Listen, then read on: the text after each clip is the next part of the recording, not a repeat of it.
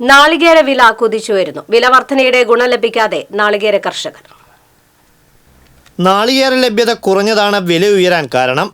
2014 സമാനമായ രീതിയിൽ നാളികേര വില ഉയർന്നിട്ടുള്ളത്. നാളികേരത്തിന്റെ വില ഉയർന്നതോടെ വെളിച്ചെണ്ണ വിലയും ഉയർന്നു. ലിറ്ററിന് 240 രൂപയാണ് വെളിച്ചെണ്ണ വില. വില ഉയർന്നെങ്കിലും നാളികേര കർഷകർക്ക് ഇതിന്റെ ഗുണം ലഭിക്കുന്നില്ല. വേനലിലെ കടുത്ത ചൂട് മൂലം ഉൽപാദനത്തിൽ വൻ കുറവ് സംഭവിച്ചതായി കർഷകർ പറയുന്നു. നിലവിൽ കിലോയ്ക്ക് 38 മുതൽ 40 രൂപ വരെയാണ് പച്ചത്തേങ്ങയ്ക്ക് വില ലഭിക്കുന്നത്. കൊപ്രയ്ക്ക് കിലോ 140 രൂപ വരെ വിലയുണ്ട്. എന്നാൽ ആവശ്യത്തിന് നാളികേരം ലഭ്യമല്ല എന്നതാണ് അവസ്ഥ. ഓണത്തോടനുബന്ധിച്ചുണ്ടായ ആവശ്യകത നാളികേര ലഭ്യതക്കുറവിന് കാരണമായിട്ടുണ്ട്.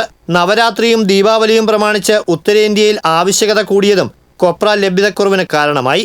ഭക്ഷ്യ എണ്ണ ഇറക്കുമതിക്ക് കേന്ദ്രം തീരുവ ഉയർത്തിയതും വെളിച്ചെണ്ണയുടെ വിലവർധനയ്ക്ക് കാരണമായി.